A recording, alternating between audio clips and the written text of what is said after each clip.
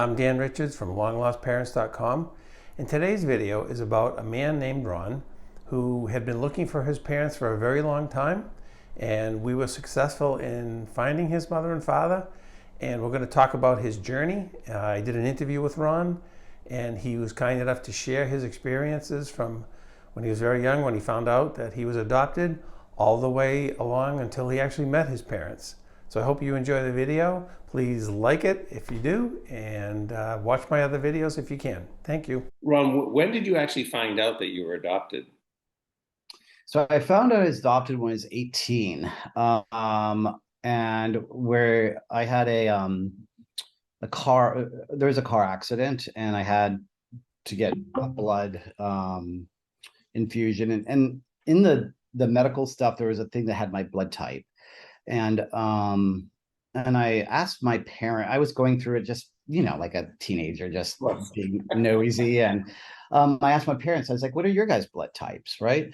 And they both clammed up really weird. Like nothing like that had ever happened. And they just got really almost distant. And in my head, I thought that was really weird that they don't know because they give blood every month. And so about 2 weeks later, we had a family therapist, and we only went to the family therapist whenever I messed up as a teenager. And so I was like, oh my God, what did I do? And the therapist, and I'll be honest, I'll be very upfront. At this time, I also was realizing I was gay as well. So in my head, I was like, oh my God, they know I'm gay. Like that's what went through my head. Okay, so at that time And you weren't out at that time, and they didn't really say anything. Okay, no, nope. And so we went to the therapist, and and she was like, your mom has something that she's been wanting to tell you for a long time. And my mom just started bawling. I was like, oh my God, they know I'm gay. Like, if it was only that, and right? I know, right? And my mom looked up and she's like, you were adopted. And I literally felt like somebody like hit me. I was in a chair that could swivel, and I literally swiveled around. I remember that, and I remember just kind of being. I still to this day can't really describe it. It's shock. I'm like not understanding and making sure that in your head that you just heard the right thing. It was a very weird, almost out of body I can imagine. Yeah. feeling. And I kind of was quiet. She kind of told me like what she knew. I didn't really talk much. I started asking like a month later, I started asking some more questions.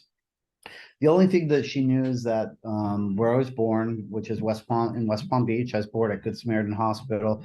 The girl that had me was 16. Okay, so you had a No, little bit. 15. Yep. Okay. Yeah, yeah, it was 15. Yes, actually. Yes. Yep. Yep.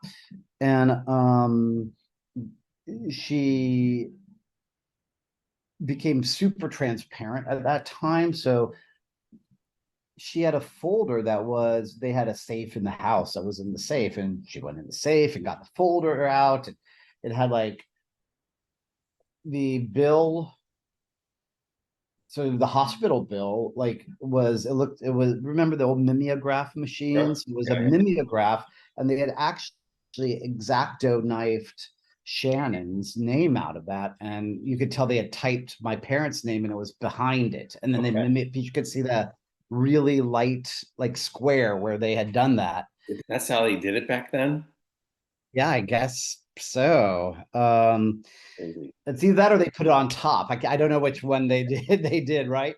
But she showed me and she's like, I have no information about the mother at all. The only thing I know is that, those things, she's supposedly very, very smart.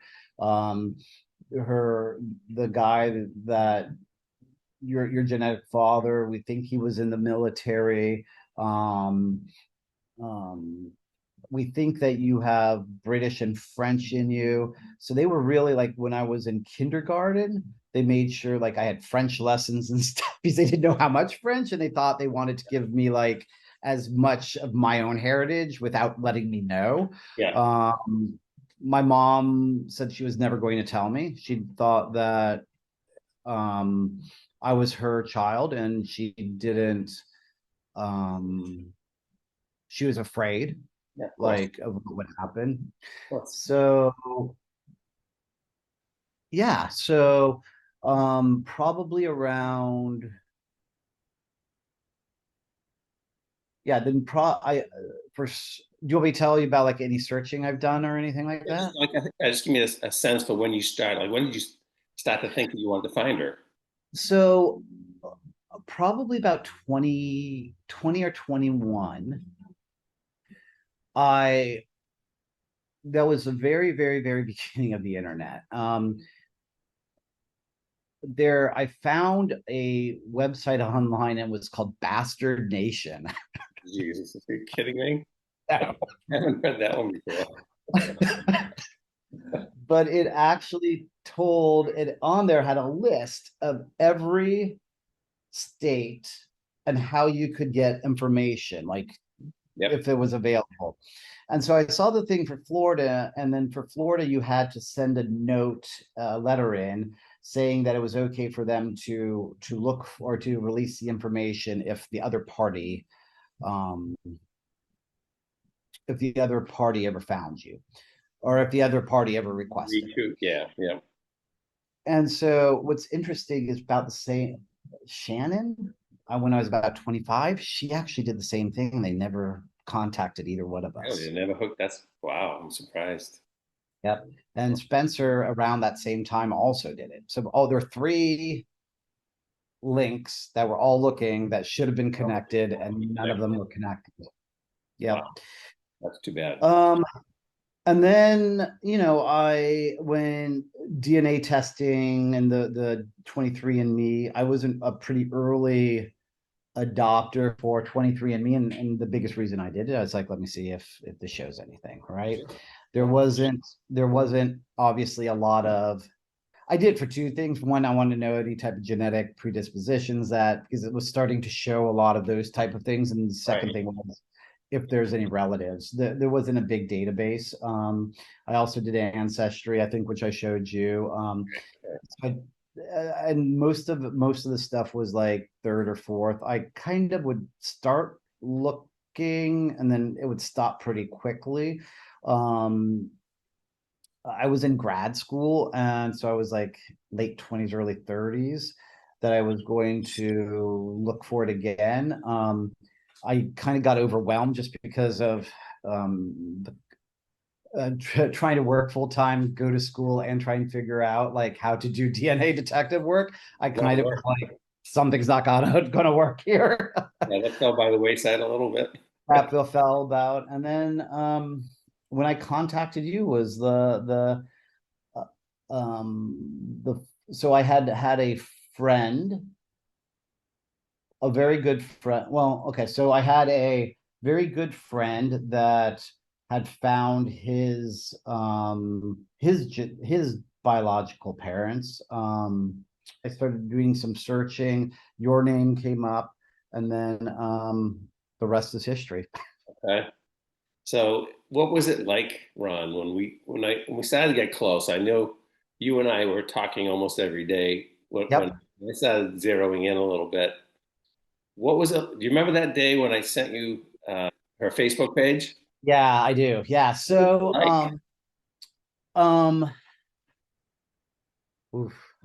So first of all, I'd like to say that like you helped prepare me for every step. And um you were realistic, and not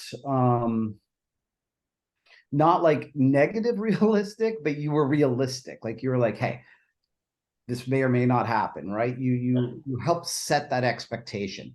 Um when you sent that to me, I guess, well, I think the first thing you sent was a picture of like my great great grandmother or something like that. I think it was a great. yeah, when we found your most recent common ancestor. Yeah. Yep.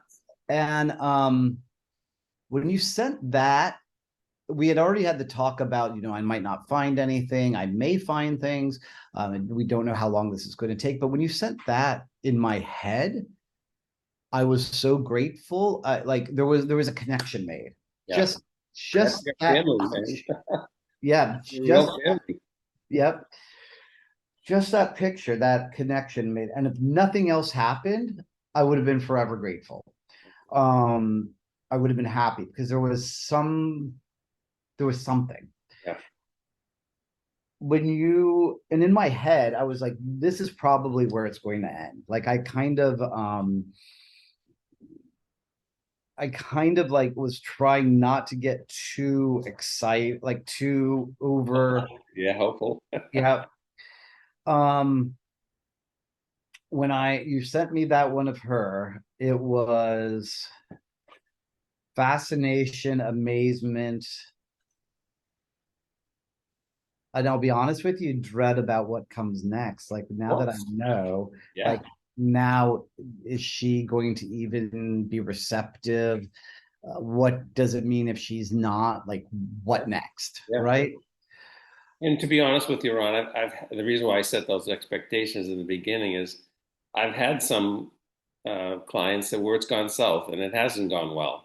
Yep. So I'm always a little cautious. I don't want to over I, I think glorify it. no, I don't. Just so you know, you did it exactly the way you should Yeah, have, yeah, and you set the expectation the right way, and you like everyone that I talk about the experience when I talk about you, like I just am like you held my hand all the way through the process to a point that I don't there was a lot of emotions happening and there was a lot of things that I would never have thought to ask. And you came to the table ready to like hold my hand in that and to be like I said, you were realistic. And that's what I needed. yeah, And yeah. yeah, like I think the minute we found it, I was then the big question was how do I do this? And like that's where you kind of told you went back and you were like, hey, this is where it can get complicated. Like, and I knew that she was only 15 years older than me. She probably had a whole other family. And you said that as well. You said, they may reach out right away, may not at all, maybe years, Yeah. like and and so also you kind of helped you put my head right and like how to reach out. Like you said that one of the best ways to do it is um, with an email. I decided though to call. And what I did is I thought nobody answers their phone at 11 o'clock. Most people let it go straight to voicemail, especially if they're working. And so I called up to voicemail and I said, what you told me kind of if I called, what you would recommend saying. And that's what I followed. I did. Hi, my name is Ron Schuman. I've been doing some genealogical research and I believe we're related. I was born on this date. This is my mother was 15 years old. I was born in Good Samaritan Hospital. And then I got a text message later that night that said, Ron, I got your voicemail. Can you tell me more? So at that point, I just kind of wrote, I, first of all, I'm not looking for anything. The only thing that I am looking for is kind of my story. Yeah. I know that this story might be hard for you to talk about and might be tragic, but it's the preface to my book, right? Like you can understand the whole book without reading it, but that the preface really kind of tells you the background, what's going to kind of happen, right? And I sent my Instagram link, my LinkedIn link, my Facebook link, and then a bunch of pictures of me as a child, because I wanted her to know that I was a real person and not like a scammer. Yep. So Yep. I figured if I sent all that information, she'd be able to look at it. And then I got a text message back that said, although I gave you up on September 16th, 1972, you've been in my heart ever since. Um, Oh my God. um, my I thought about you every one of your birthdays and I cried, and I'm so grateful that we found each other. That's awesome, dude. I love Yeah. that story. I love Yeah. that. And So, tell us about you sent me the video. Uh, yep. Partner and taking the video, and Yep. and it was a great video. Tell us about that moment when you walked out of the elevator and Yeah. I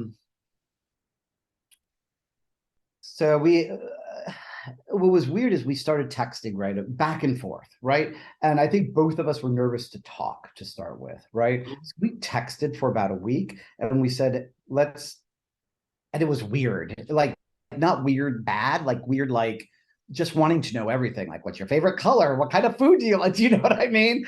Does, do you have allergies, do you have allergies? Like,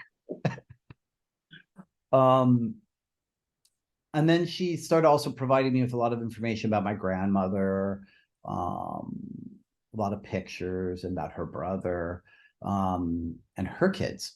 And then, and so then we decided that we were going to talk. And so we talked, and I mean, it was weird. It was almost like we were like little kids, I guess is the best way of peace. Just want to know everything about each other. And we could just talk for hours and hours and hours.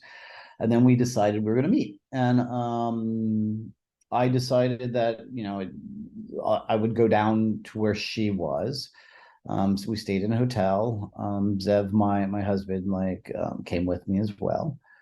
She was like, I'm just going to meet you, and I'm not telling my daughters that I'm meeting you because they'll take over the conversation. I want time with just you.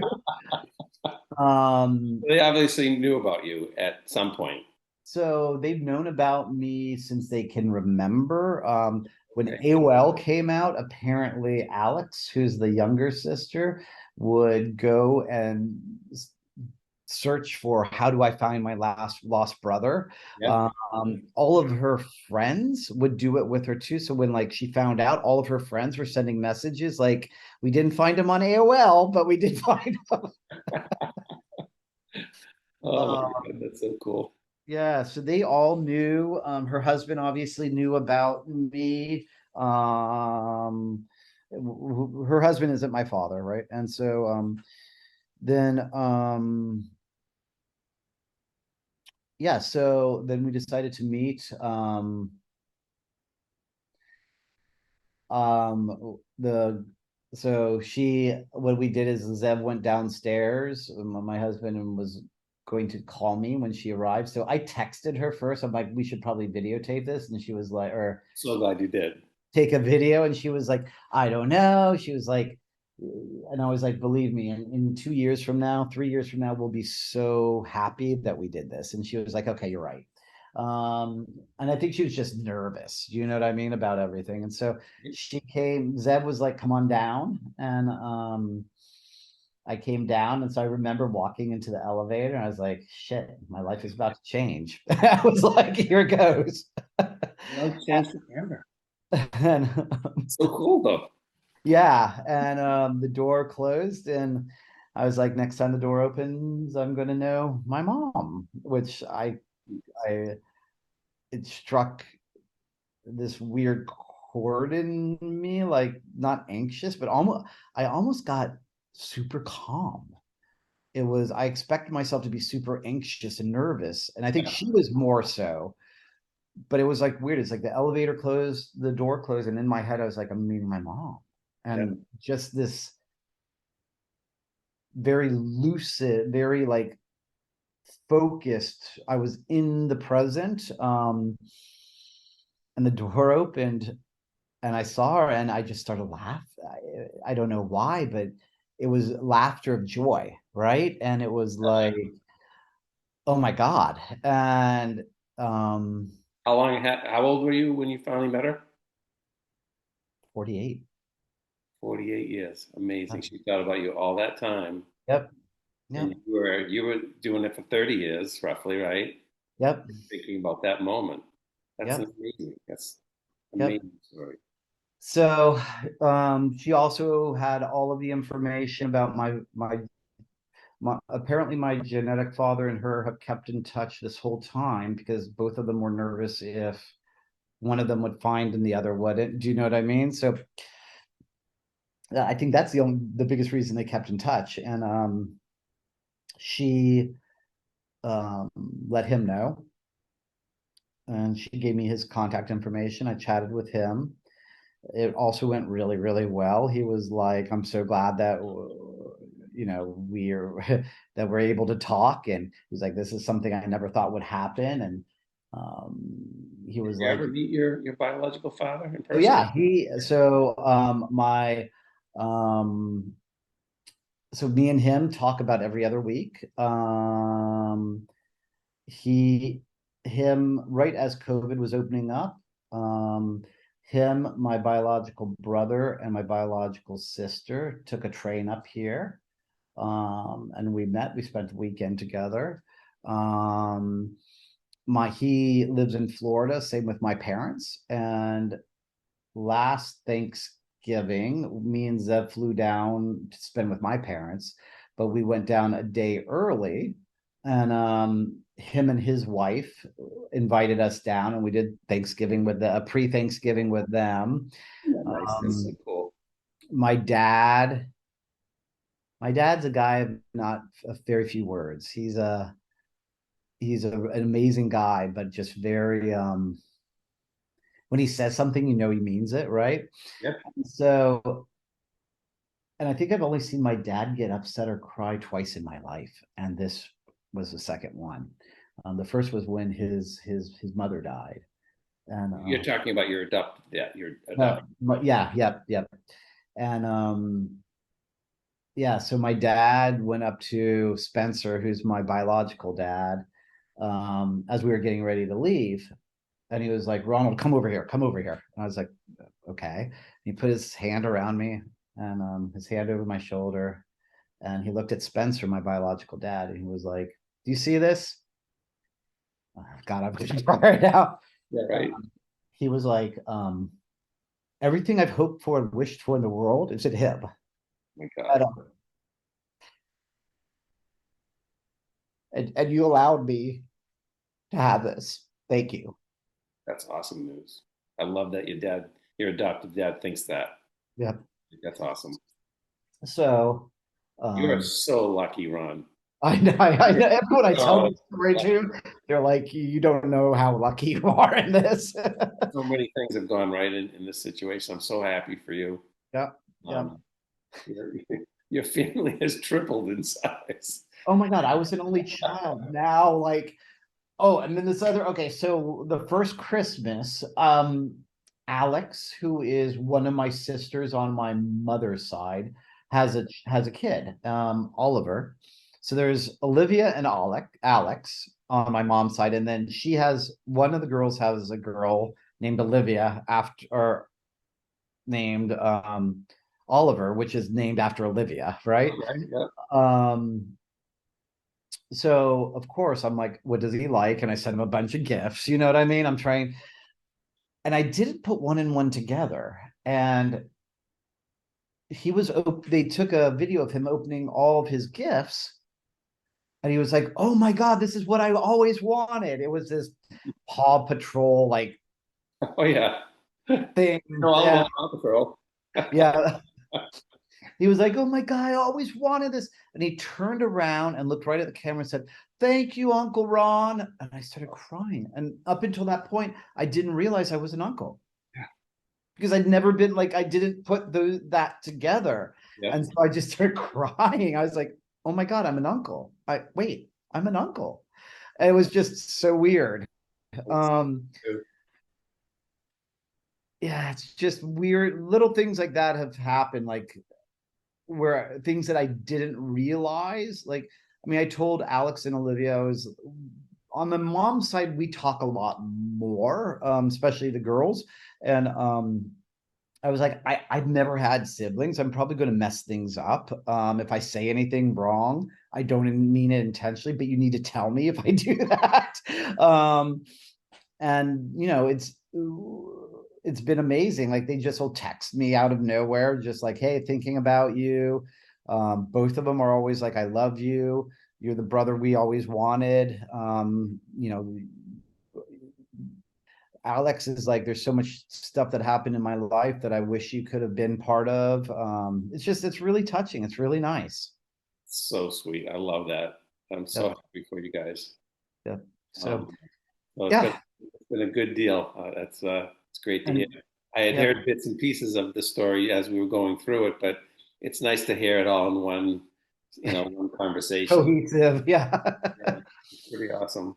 And then a month and a half ago, Olivia and Shannon came up. They were going to go on a cruise, and so they came up 3 days early, and they stayed in the house, and we just spent the time in New York going to, like, they want to go to pizza places. We went to a couple museums and went and walked around the High Line and just had a good time. And me and Olivia kind of, Shannon got a little tired, so she came home with Zev, and me and Olivia had a little time, and it was just really kind of cool. She kind of told me, some things about her and the family, and she's really good. She's very blunt and gave me the good, the bad, the ugly, and like, We all but have, right? Of course. would you say? So we all have that. Oh, 100%. Yep. And yeah, so yeah, that was it's turned out really good. It's just I had a teeny little family, and the other thing is my mom, my adopted mom. That's my mom, and then I have my biological mom. She That's one thing that I worried about a lot. So I was very transparent with her when I started looking, and when I found, and through the whole process, I was letting her know what was going on. Yeah. I made sure that I was actually talking with her a lot more, and she is this type of person that everything's okay, everything's okay. And there's this little thing in her voice, and I can tell when it's not. Like, it's just, no one else can ever detect it. I always can. And so I made sure that we talked through it, and she, told me point blank that she was like, she's very, very happy for me. But on the other side, she's afraid that she wasn't as good mother as she could have been, and that I'll like this other person more. And I was like, there's nothing you ever have to worry about. You're my mom, right? Yeah. So her and Shannon are supposed to meet in the next couple of months. They're going to meet at Disney World. And I actually think that the two of them will get along a lot. So yeah. What a story, Ron. That is such a cool story.